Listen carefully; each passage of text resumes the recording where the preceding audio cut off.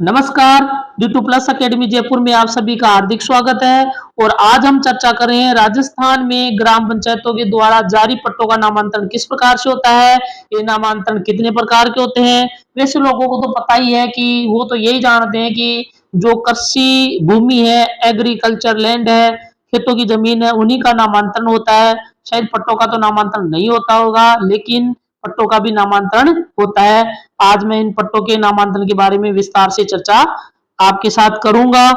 तो इसमें हम देखते हैं सर्वप्रथम कि राजस्थान पंचायती राज नियम 1996 व ग्रामीण विकास एवं पंचायती राज विभाग के आदेश संख्या 603 और दिनांक 9/5/18 में एक आदेश जारी किया गया था। उस आदेश के अनुसार उसमें पट्टों का नामांतरण किस प्रकार से किया जाता है, नामांतरण में प्रक्रिया क्या होगी और उसकी शुल्क क्या लगेगा, सारे के बारे में विस्तार से दिया हुआ है। उसी के आधार पर हम पट्टों के नामांतरण के संबंध में चर्चा कर रहे हैं। तो पट्टों का नामांतरण मुख्य रूप से 3 प्रकार का होता है। एक तो है फोर्थ नामांतरण, एक है गिफ्ट डीड और एक है सेल डीड। गिफ्ट डीड यानी उपहार नामांतरण और सेल डीड है बेचान रजिस्ट्री नामांतरण। और एक है वसीयत नामांतरण। जो वसीयत नामांतरण है उसका प्रयोग ज्यादा बार नहीं होता है, बराबर फोर्थ नामांतरण, गिफ्ट डीड और सेल डीड का प्रयोग बराबर होता रहता है। तो हम इस पर विस्तार से चर्चा कर रहे हैं। अब इसको एक एक करके देख लेते हैं। अब है फोर्थ नामांतरण, ये क्या होता है। अगर मान लो ग्राम पंचायत ने कोई पट्टा जारी कर दिया, अब वो 10 साल हो गया, 5 साल हो गया या अभी जारी किया, और जो पट्टा धारक है उसकी किसी भी कारणवश से मृत्यु हो जाती है, तो वो जो पट्टा है, पट्टा में जो भूखंड है, आवास है, मकान है, उसका जो उत्तराधिकारी है, वारिसान है, वो उसके नाम से हस्तांतरण होता है। इसी को हम फोर्थ नामांतरण कहते हैं। यानी उसके मरने के बाद में पट्टा का नामांतरण उसके उत्तराधिकारी या वारिस के नाम से किया जाता है। इसी को हम फोर्थ नामांतरण कहते हैं। एक और दूसरा होता है गिफ्ट डीड। ये होता है कि किसी को अपने जैसे मकान उपहार में दे दिए, अपने भूखंड उपहार में दे दिए, है ना, तो उसका जो नामांतरण होगा वो गिफ्ट डीड के आधार पर नामांतरण होगा। एक है सेल डीड, यानी अगर मान लो किसी परिवार को आवश्यकता है या जीविका उपार्जन या घरेलू आवश्यकता की पूर्ति करने के लिए उन्होंने अपना जो मकान है, पट्टा है, किसी दूसरे को बेच दिया, तो पहले उसकी तहसील में रजिस्ट्री होगी, रजिस्ट्री के बाद में ग्राम पंचायत में उसका बेचान रजिस्ट्री नामांतरण किया जाएगा। और ऐसे वसीयत है जीते जी किसी को दे देते हैं तो उसके मरने के बाद में उसका नामांतरण होता है। तो ये बहुत न के बराबर इसका प्रयोग होता है। इस पर हम विशेष रूप से ज्यादा चर्चा करने वाले नहीं है। अब देखते हैं पहले फोर्थ नामांतरण। नामांतरण में आवेदन जो फॉर्म होता है वो 173 ग के प्रारूप में होता है। और इसके लिए आवेदन के साथ साथ कौन से दस्तावेज लगाते हैं, इसमें लगाते हैं मूल पट्टा और रजिस्ट्रेशन की प्रतिलिपि। अब इसमें क्या होता है कि जो फोर्थ नामांतरण होता है ना, ये पट्टा उनके वारिसों के नाम किया जाता है। फोर्थ नामांतरण क्या होता है, इसमें क्या होता है कि अगर ग्राम पंचायत ने किसी के नाम से पट्टा जारी कर दिया और किसी भी कारणवश से उसकी मृत्यु हो जाती है, मृत्यु होने के बाद में उस पट्टे का स्थानांतरण उनके वारिसान, उनके जो उत्तराधिकारी है, उनके नाम से स्थानांतरण होता है। इसको हम फोर्थ नामांतरण कहते हैं। अब फोर्थ नामांतरण के लिए आवेदन किस प्रकार से करना होता है, इसमें कौन कौन से दस्तावेज लगते हैं। अब इसका जो आवेदन फॉर्म है वो 173 ग के प्रारूप में होता है, जैसे कि आपको स्क्रीन पे दिखाई दे रहा है। ऐसा प्रारूप होता है, इसमें उस पट्टे की संपूर्ण डिटेल्स भरी जाती है, साइन किए जाते हैं आवेदन और इसमें संलग्न दस्तावेज तो इसमें आपको दिखाई दे रहा है, वो सारे दस्तावेज इसमें इंक्लूड करने पड़ते हैं। अब इसमें दस्तावेज कौन कौन से होते हैं, जैसे एक होता है मूल पट्टा, रजिस्ट्रेशन की प्रतिलिपि, उत्तराधिकारी प्रमाण पत्र तहसील द्वारा जारी, उत्तराधिकारी का शपथ पत्र और वारिस सजरा, मृतक का मृत्यु प्रमाण पत्र, मृतक का आधार कार्ड, जनाधार, राशन कार्ड, उत्तराधिकारी का आधार, जनाधार, राशन कार्ड, बिजली बिल और शेष उत्तराधिकारी के पंजीकृत हक त्याग। अब इसमें इतने सारे दस्तावेज संलग्न होते हैं। अब इसको थोड़ा सा एक एक करके देख लेते हैं। अब जो अगर फोर्थ नामांतरण है, फोर्थ नामांतरण के लिए हम आवेदन कर रहे हैं, तो जो ये दस्तावेज है ना, इसमें मुख्य रूप से मूल पट्टा तो होगा ही, उसके साथ ही मृत्यु प्रमाण पत्र भी होगा। अब एक बात यह है कि वो पट्टा नवीनीकरण होना चाहिए, यानी पुनर्विधि मान्यकरण के बाद ही उसका नामांतरण होगा या पहले भी हो सकता है। तो इसके लिए मैं आपको बता दूं कि फोर्थ नामांतरण में जो पट्टा का हस्तांतरण होता है वो उनके वारिसान और उसके उत्तराधिकारी के ही होता है। इसलिए इसमें रजिस्ट्रेशन की कोई विशेष आवश्यकता नहीं है। वैसे तो करना चाहिए, पर अगर बिना रजिस्ट्रेशन के भी एक आस्य प्रमाण पत्र, पट्टा सही होने का आस्य प्रमाण पत्र लगाने के बाद में इसको हम नामांतरण के लिए आवेदन कर सकते हैं। इसमें क्या है कि नामांतरण भी ग्राम पंचायत ही करती है और उसी सदस्य के लिए नामांतरण होता है, उसके यानी उसके परिवार के सदस्य, उनके उत्तराधिकारी, वारिस के ही हस्तांतरण होता है। इसलिए इसमें कोई विशेष आवश्यकता नहीं है। अब इसमें बात यह है कि जैसे मान लो पिताजी खत्म हो गए, उसके जैसे 4 बेटे हैं और उसकी एक सिस्टर है, तो इसमें क्या है कि जो पट्टा है या तो पूरे 4 भाई है, एक वो है, जितने भी वारिसान है उनके सबके नामांतरण खुलेगा। इसमें दूसरा यह है कि किसी एक के नाम अगर इसका हस्तांतरण करवाना चाहते हैं तो बाकी के जितने भी बच रहे हैं वो शेष उत्तराधिकारी है ना, वो तहसील में जाकर के पंजीकृत हक त्याग करवाना पड़ेगा। उस हक त्याग को पंचायत में देना होगा, उसके बाद में ही उसका फोर्थ नामांतरण कार्रवाई होगी। अब क्या है कि इसमें सिर्फ हक त्याग वाला ही काम तहसील में होता है, इसलिए इसमें जो पट्टा नवीनीकरण की कोई आवश्यकता नहीं है, क्योंकि नामांतरण का कार्य ग्राम पंचायत के द्वारा किया जाएगा और पट्टा भी ग्राम पंचायत के द्वारा ही जारी किया गया था। अब इसमें ये सारे दस्तावेज संलग्न करने हैं आपको। और जो ये उत्तराधिकारी प्रमाण पत्र है ये तहसील के द्वारा बना करके दिया जाएगा। अब इसकी क्या प्रोसेस है वो थोड़ा सा मैं बता देता हूँ। पहले तो ये जो आवेदक है ना वो शपथ पत्र पेश करेगा, किसके लिए? उत्तराधिकारी प्रमाण पत्र के लिए, वारिस सजरा के लिए।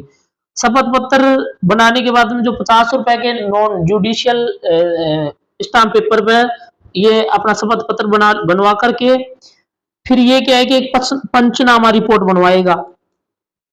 पंचनामा रिपोर्ट बनाने के बाद में सरपंच के द्वारा एक वारिस प्रमाण पत्र के संबंध में लेटर पैड पे ये मतलब वैसे वो जारी नहीं करता, लेकिन वो जांच के तौर पर लिख करके दे देते हैं सरपंच जी। उसके बाद में यानी आपका शपथ पत्र हो गया, एक पंचनामा रिपोर्ट हो गई और इस पे 2 गवाह के साइन हो जाएंगे। इसके साथ ही आपको जो सरपंच के द्वारा जो लेटर पैड पे जो वारिस के संबंध में जानकारी दी गई वो इन तीनों को संलग्न करके आपको तहसीलदार जी को पेश करने हैं। अगर तहसीलदार जी को नहीं करे तो आप पटवारी जी को भी पेश कर सकते हैं, क्योंकि पटवारी जी को देंगे तो भी वो जांच करके तहसीलदार जी को देंगे और जब हम तहसीलदार जी को देंगे तो भी वो जांच के लिए पटवारी जी को भेजेंगे। तो ऐसी स्थिति में आप पटवारी को भी दे सकते हैं और तहसीलदार जी को भी दे सकते हैं। उसके बाद में तहसीलदार जी द्वारा पटवारी की जांच के उपरांत वो वारिस सजरा तैयार करके आपको दे दिया जाएगा। वारिस सजरा ही एक उत्तराधिकारी प्रमाण पत्र है।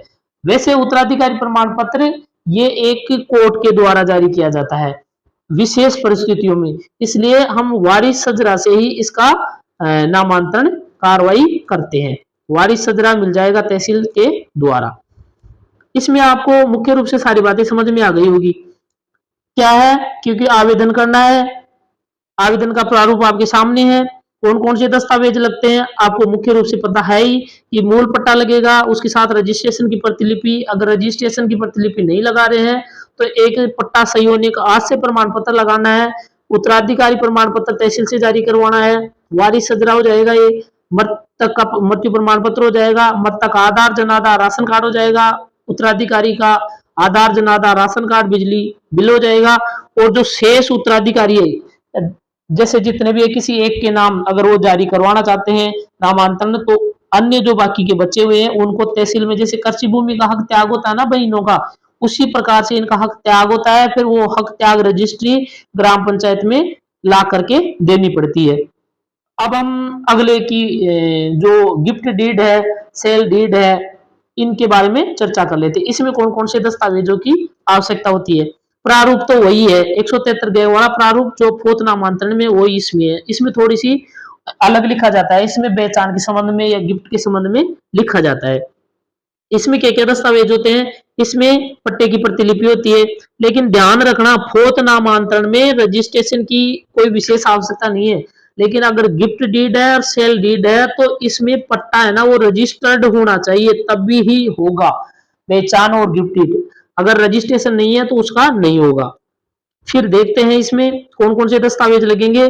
पट्टे की प्रतिलिपि लगेगी, पट्टे के रजिस्ट्रेशन की प्रतिलिपि लगेगी, पंजीकृत गिफ्ट डीड और बेचान रजिस्ट्री की प्रति लगेगी आधार कार्ड लगेगा, जन आधार कार्ड लगेगा, राशन कार्ड लगेगा, पहचान पत्र लगेगा, फोटो लगेगी व्यक्ति की, भूखंड की, आवास की, सबकी फोटो लगेगी। ठीक है, ये तो आपकी समझ में आ गया कि फोर्थ नामांतरण और गिफ्ट डीड सेल डीड में आवेदन किस प्रकार से करना पड़ता है, दस्तावेज कौन कौन से लगाने होते हैं।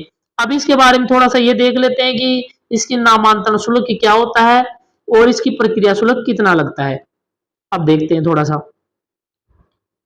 ये तो है सिर्फ किसकी, नामांतरण की। ये तो है फोर्थ नामांतरण वाला, फोर्थ। और ये है आपका गिफ्ट और सेल इधर वाला। अब देखो अगर पट्टे का प्रकार कैसा है, अगर पट्टा है पुराने ग्रह का विनियमितीकरण यानी 157 एक और 157 दो के तहत अगर पट्टा जारी किया गया है, किसके, अगर परिवार के सदस्य के नाम नामांतरण हो रहा है तो नामांतरण शुल्क तो लगेगा आपका शून्य, और जो प्रक्रिया शुल्क है वो आपकी लगेगी 100 रुपए। ठीक है, लेकिन अगर गिफ्ट डीड है या बेचान रजिस्ट्री है, उसमें अगर नामांतरण कर रहे हैं, उसके परिवार को ही कर रहे हैं, परिवार के किसी सदस्य को कर रहे हैं, तब तो नामांतरण शुल्क लगेगा शून्य और प्रक्रिया शुल्क लगेगा आपका 100 रुपए।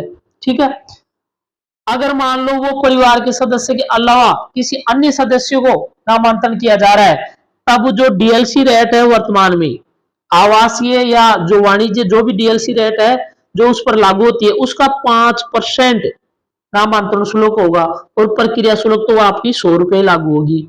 अगर उसका नामांतरण, ये तो फोर्थ नामांतरण की बात है, और इधर है गिफ्ट डीड की या बेचान रजिस्ट्री की। अगर बेचान रजिस्ट्री है तो उसमें भी डीएलसी का 5% लगेगा, वो भी परिवार के सदस्यों के अतिरिक्त अगर आप गिफ्ट कर रहे हैं या नामांतरण कर रहे हैं, और उसकी जो प्रक्रिया शुल्क है वो भी 100 रुपए लगेगी। ये बात तो आपको समझ में आ गई।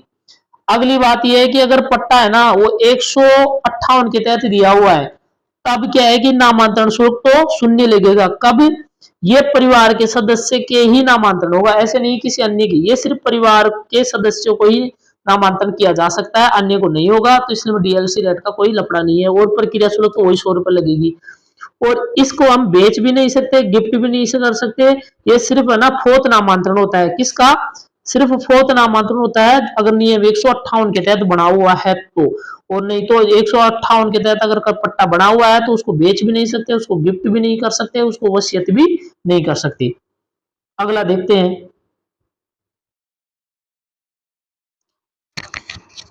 अगर पट्टा है और रियायती दर पर आवंटन किया गया है यानी नियम 159 के तहत दिया गया है, तो क्या होगा, नामांतरण शुल्क तो शून्य होगा। कभी, जब परिवार के सदस्य के नामांतरण हो तब तो शून्य होगा, प्रक्रिया 100 रुपए होगी।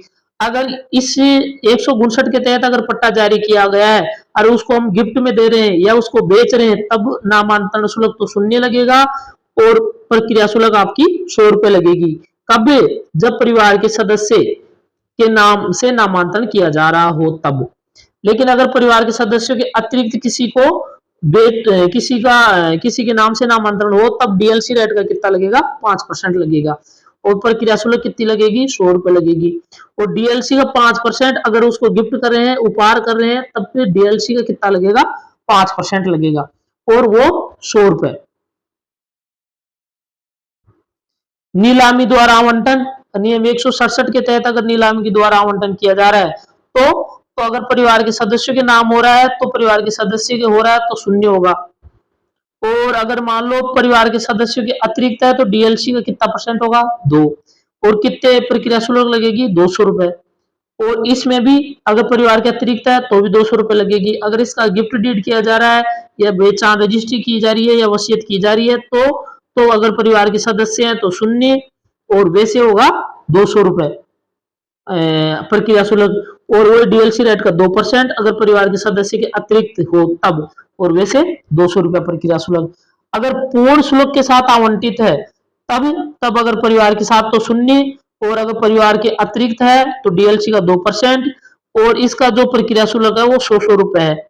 अगर मान लो उसका नामांतरण गिफ्ट डीड या सेल डीड या वसीयत किया जा रहा है, तब अगर परिवार के ही सदस्य की किया जा रहा है तब शून्य, और इसके अतिरिक्त किया जा रहा है तो डीएलसी का 2% और प्रक्रिया शुल्क दोनों में 100 रुपए। अब इसका जो कार्रवाई है वो थोड़ा देख लेते हैं कि इसकी क्या कार्रवाई होगी। नामांतरण कार्रवाई क्या है, नामांतरण कार्रवाई के अंतर्गत हम देखते हैं कि जो ग्राम पंचायत, पहले ग्राम पंचायत में उन्होंने आवेदन कर दिया। आवेदन करने के बाद में क्या है कि सर्वप्रथम प्राप्त आवेदन पर कार्रवाई करते हुए पट्टे का ग्राम पंचायत में उपलब्ध रिकॉर्ड से मिलान कर कंट्रोल रजिस्टर में दर्ज किया जाएगा। कंट्रोल रजिस्टर में दर्ज हो गया। उसके बाद में ग्राम पंचायत की जो प्रथम बैठक है उसमें क्या कार्रवाई होगी।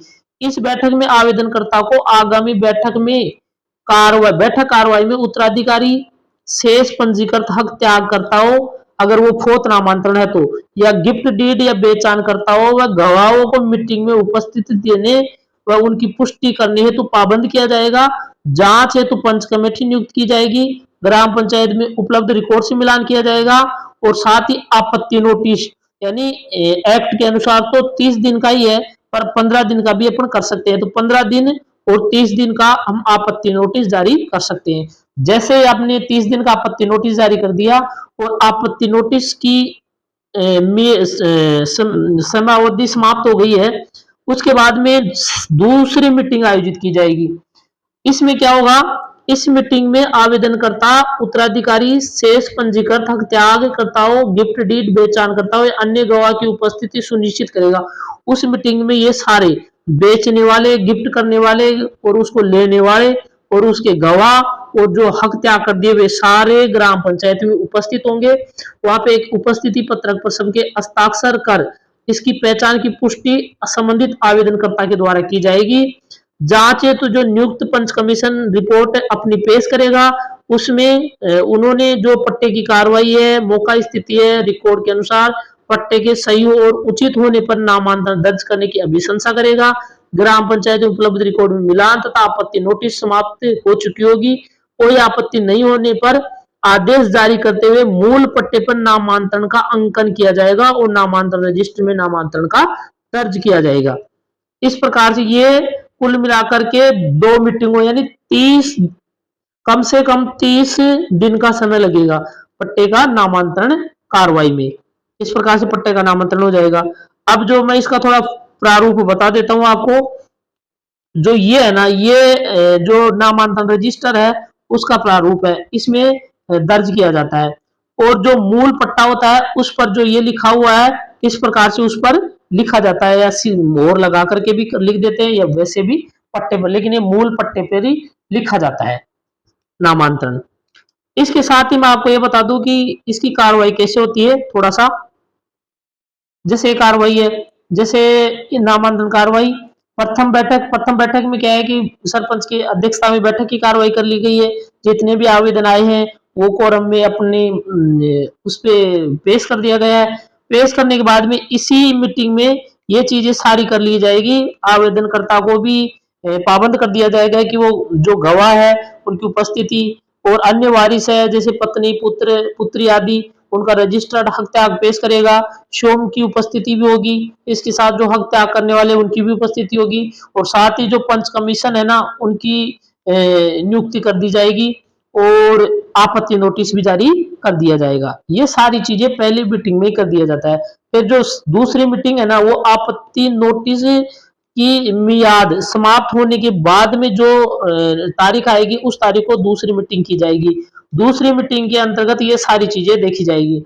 इसमें उसका वारिस सजरा है, पंच कमीशन रिपोर्ट है और उसके साथ ही जितने भी जो गवाह है उनकी उपस्थिति ली जाएगी। ये सारी कार्रवाई दूसरी मीटिंग में की जाएगी। जितने भी जो मैंने ऊपर बताए थे वो सारी कार्रवाई इस प्रकार से इसमें की जाएगी। इस कार्रवाई के बाद में एक अभी जो कार्यालय आदेश है ना, ये कार्यालय आदेश वो है जो पंच कमेटी रिपोर्ट करेगी, उसके लिए पंचों के लिए कार्यालय आदेश जारी किया जाता है। ये जो पहली मीटिंग के बाद में ही जारी किया जाता है या पहली मीटिंग होती है उसी मीटिंग के दौरान भी जारी कर दिया जाता है। उसके बाद में ये जो मौका निरीक्षण रिपोर्ट है ये पंचों के द्वारा बना करके ग्राम पंचायत में पेश करनी होगी, ये जिसमें ये सारी चीजें लिखी हुई होगी। फिर उसके बाद में आपत्ति नोटिस जारी कर दिया जाएगा जो आपके सामने है। ये आपत्ति नोटिस जारी होने के बाद में क्या किया जाएगा, उपस्थिति पत्रक जो दूसरी मीटिंग है दूसरी है उसमें सबकी उपस्थिति होने पर ये उपस्थिति पत्रक पर कार्रवाई की जाएगी। इनकी तरफ से वहां पे एक साक्षी गवाह के रूप में भी एक एक उसके भी साइन होंगे। इसके साथ ही फिर बाद में एक नामांतरण आदेश, ये नामांतरण आदेश जारी करते हुए उस जो मूल पट्टा है उस पर नामांतरण की कार्रवाई का अंकन कर दिया जाएगा।